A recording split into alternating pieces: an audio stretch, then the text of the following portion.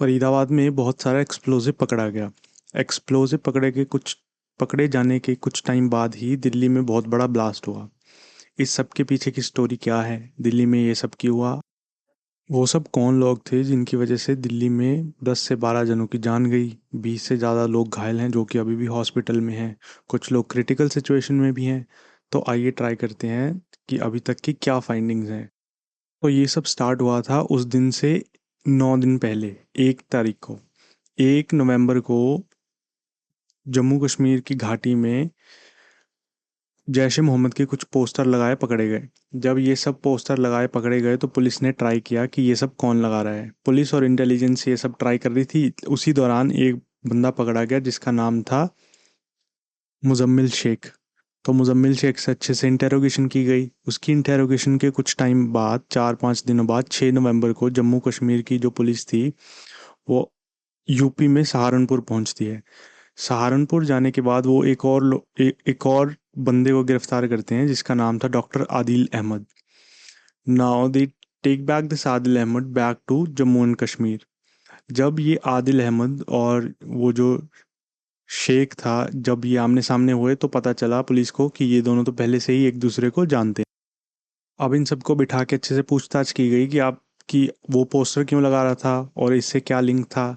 जब अच्छे से पूछताछ की गई तो पता चला कि ये जो बंदा था मुजम्मिल मुजम्मिल ये एक यूनिवर्सिटी में काम करता है जो कि है फरीदाबाद में। तो फिर उसके बाद जम्मू कश्मीर की पुलिस लोकल अथॉरिटीज़ को लेके और जो लोकल हरियाणा की पुलिस है उसको लेके फरीदाबाद पहुंचती है।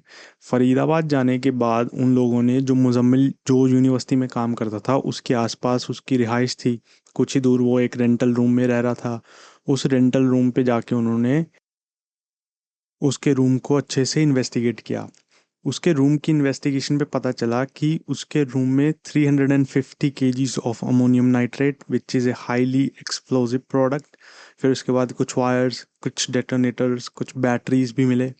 फिर उसके बाद जब वो लोग नीचे आए तो उन्होंने उसकी कार को भी चेक किया। उस कार में एक असॉल्ट राइफल मिला।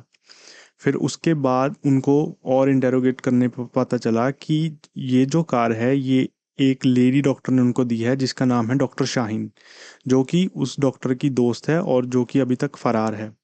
फिर इसके बाद जम्मू कश्मीर की जो पुलिस थी उसके पास इंटेल और भी थी जिसकी वजह से उन्होंने वहीं फरीदाबाद उसके 4 किलोमीटर दूर एक गांव है जिसका नाम है तगा। तो उस गांव में जाके उन्होंने एक मौलाना को इन्वेस्टिगेट किया। उस मौलाना के इन्वेस्टिगेट करने पे पता चला कि उस जगह पे उस मौलाना के पास 25,000 किलोग्राम अमोनियम नाइट्रेट था। बहुत सारी वायर्स थी, डेटोनेटर्स थे, बैटरीज थी। अब उसको तभी अरेस्ट कर लिया गया। उसके बाद वो सब भी कब्जे में ले लिया गया। वो जो लेडी डॉक्टर थी शाहीन जिसने कार वगैरह और ये सब दी थी वो अभी भी फरार थी। इन सब से और जानकारी और इन्वेस्टिगेशन करने के बाद पता चला कि एक और बंदा है जिसका नाम है मोहम्मद उमर नबी। वो अभी तक फरार है। पुलिस उसको ढूंढने की ट्राई कर रही थी। तो ये इंटेरोगेशन के दौरान पता चला ये जो मौलाना है वो उस यूनिवर्सिटी के आसपास और भी लोगों को, बहुत सारे लोगों को ब्रेन वॉश कर रहा था। इस्लाम के नाम पे वो इन सबको ट्राई कर रहा था कि ये उसके स्लीपर सेल्स बन जाएं और ये सब बन जाए। और एक नया पैटर्न देखने को सामने आया क्योंकि बहुत सारे टाइम से ये लोग ट्राई कर रहे थे लेकिन कोई कुछ भी ये लोग कर नहीं पा रहे थे, जिसकी वजह से इन्होंने अब एक नया पैटर्न, जैश ए मोहम्मद जिसका ये सरगना था या जिसका ये एलाई था, उन्होंने ये ट्राई किया कि क्यों ना हम वाइट वाइट कॉलर लोगों को पकड़ें, उनके साथ एक नया ऑपरेशन चलाएं और वाइट कॉलर लोगों पे कोई डाउट भी नहीं करेगा, उनको कोई इंटेरोगेट या उन पे कोई फालतू का शक भी नहीं करेगा, जिसकी वजह से हम सारा का सारा सिस्टम उनसे बनवाते हैं और उन लोगों के पास एसिड्स और ये सब तगड़ा एक्सेस भी होता है तो उन पे कोई शक भी नहीं करेगा अगर कोई लेके जाएगा तो ये जो मौलाना था ये तगड़े डॉक्टर्स और इन सब को और उस एरिया के आसपास के बच्चों को अच्छे से ब्रेन वॉश कर रहा था ताकि ये एक नया मॉड्यूल बना सके, एक नया फ्लो बना सके जो कि ट्रेडिशनल फ्लो से अलग था। इसको अभी लोग फरीदाबाद मॉड्यूल का भी नाम दे रहे हैं। तो इस सब के बाद क्या हुआ, इस सब के बाद 10 तारीख को अराउंड 8 बजे सुबह एक टोल प्लाजा है जो कि है बदरपुर। उस टोल प्लाजा से एक कार निकलती है I-20। उस कार में एक बंदा भी दिख रहा है जिसने मास्क डाला हुआ है, पर उसकी क्लियर पहचान तो की नहीं जा सकती। और मास्क लगाना अब नॉर्मल भी है क्योंकि बहुत सारा पोल्यूशन है और ये सब है, तो इसीलिए कोई डाउट भी नहीं करता। वो एक बंदा था जो कि बदरपुर प्लाजा से एंटर किया दिल्ली में। फिर उसके बाद सुबह 8 बजे एंटर करने के बाद उसकी कार एक कार पार्किंग में 3:20 के आसपास एंटर करती है, जो कि रेड फोर्ट के आसपास है। तो इतना टाइम वो कहाँ घूमता रहा, क्या करता रहा, किसी को अभी तक कुछ नहीं पता। इसके बारे में अभी भी इन्वेस्टिगेशन चालू है। फिर उसके बाद जब उसने उस कार पार्किंग में एंट्री ली, वहाँ पे भी वो 3-4 घंटे उसी अपनी कार में बैठा रहा और वो कहीं नहीं गया। तो इस सब के बीच उसने क्या किया, क्यों हुआ, क्या सोचा, क्या उसने ट्राई किया, ये सब के बहुत सारी अलग अलग थेरीज हैं जो कि ऐसे हैं। तो फर्स्ट जो थी वो तो यही है कि वो जिस पार्किंग में उसने कार पार्क की है वो उसको वहीं छोड़ जाए और बस उसको ब्लास्ट कर दे। पर लेकिन जब वो इतने टाइम बैठा रहा, उसने और दोस्तों से भी बात की होगी।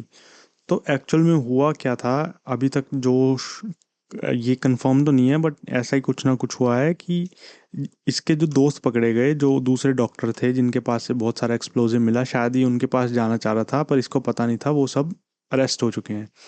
जिसकी वजह से जब ये दिल्ली में एंटर कर गया तो अब एग्जिट का रास्ता तो है नहीं, ऐसा तो है नहीं कि ये कार को किसी जगह, कोई छोटी सी कार है किसी गड्ढे में डाला और चला गया। तो इसको वो भी ठिकाने लगानी पड़ेगी, बहुत कुछ करना भी पड़ेगा। जिसकी वजह से ये कुछ ना कुछ टाइम वहाँ पे घूमता रहा, ट्राई फिगर आउट करने का ट्राई करता रहा कि क्या करे क्या ना करे। तो फिर इसके बाद इसने ये किया कि सबसे पहले इसने कुछ ना कुछ ढूंढा, सोचा, अपने बंदों से बात की। तो फिर जो थीरीज थी उनके अकॉर्डिंग ये है कि या तो सबसे पहले इसने ट्राई किया कि इसको एक जगह पार्क कर दे और वहाँ पे ब्लास्ट कर दे।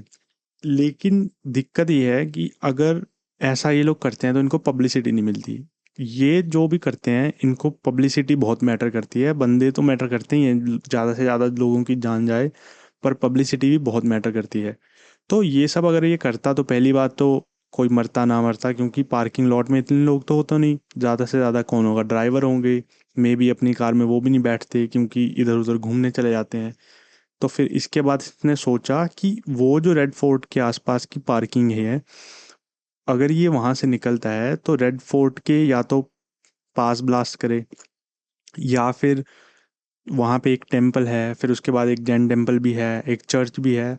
तो या फिर इसका था कि वहाँ पे जाके उसको ब्लास्ट करे ताकि ज़्यादा से ज़्यादा लोगों की जान जाए और फिर इससे बहुत सारा इनको पब्लिसिटी भी मिलता। तो जब ये वहाँ पार्किंग से निकला, फिर उसके बाद 500-600 मीटर दूर ब्लास्ट हुआ। उसके बाद ये गया कहीं, इसने रास्ता वास्ता ढूंढा, लेकिन क्योंकि उस टाइम सारा रास्ता जैम पैक्ड था और ट्रैफिक भी बहुत धीरे चलता है उस जगह पे, तो इसकी वजह से वो बहुत स्लो जा रहा था। तो वही 500-600 मीटर जिसमें 4-5 मिनट लगते हैं, इसको घूम के आने में बहुत टाइम लग गया और 15-16 मिनट लग गए। अब इतनी केओस में ये घबरा गया। तो या तो इसने उस घबराहट में उसको बॉम्ब को दबा दिया और चलती गाड़ी में इसने वो ब्लास्ट कर दिया, और या फिर ये जब वहाँ से निकल रहा था तो इसने रश में, या तो उसने घबरा के किया या रश में किया, मतलब जल्दीबाजी में कर दिया। तो ये अभी तक कंफर्म तो नहीं है, ये तो अभी टाइम के साथ ही पता चल पाएगा कि ऐसा क्यों हुआ।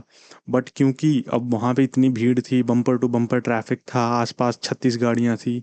तो जैसे ही ये ब्लास्ट उसने किया या हुआ, फिर उसके बाद तब एट द मोमेंट 10-12 लोग तो तभी चले गए। फिर बाकी जो घायल हुए कितना, कार्स के अगर आप देखो शीशे, जा उसके ग्लास थे वो शैटर हो गए, और जितने भी गाड़ियों के वो थे, जो एयर बैग्स हैं वो सारे डिप्लॉय हो गए। और चलती गाड़ी में ये कोई ब्लास्ट हुआ है तो शायद ये इंडिया में कोई पहला ही ब्लास्ट है। तो अभी भी इन्वेस्टिगेशन तो चालू है ऐसा क्यों हुआ, और दिल्ली पुलिस से इन्वेस्टिगेशन जो अब एनआईए को चली गई है। तो ये जो मौलाना पकड़ा गया और इतने सारे डॉक्टर्स पकड़े गए, तो अभी तक पता ये चल रहा है कि ये लोग कुछ बड़ा प्लान कर रहे थे दिल्ली में ब्लास्ट करने का, या आसपास के एरिया में कुछ बड़ा प्लान कर रहे थे। और डॉक्टर्स उसमें इसलिए शामिल किए गए ताकि ट्रेडिशनल तरीके से अलग किया जा सके। पहले तो अनपढ़ लोग या कम पढ़े लिखे लोगों को लिया जाता था, फिर उनसे ये सब करवाया जाता था। बट अब ये वाइट कॉलर की तरफ जा रहे थे, जिससे ऐसे लोगों को एक्वायर किया जाए जिन पे किसी को शक कम हो और जो इनका काम आसानी से कर सकें। तो ये दिल्ली के लिए बहुत दुखद रहा, कितने लोगों ने अपने फैमिली मेम्बर्स को खो दिया, क्या पता वो उनके ब्रेड और बटर अर्नर्स हों, तो उनकी फैमिली तो बिल्कुल, समझ रहे हो आपकी कितनी मुश्किल में होगी। तो अभी तक की फाइंडिंग्स तो यही हैं। अगर कुछ इस पे अपडेट आता है तो मैं आप लोगों के साथ ज़रूर शेयर करूँगा। अगर आपका भी कोई कमेंट हो तो आप नीचे कमेंट्स में ज़रूर बता सकते हो कि ऐसा क्या हुआ, क्यों हुआ। Thank you for watching.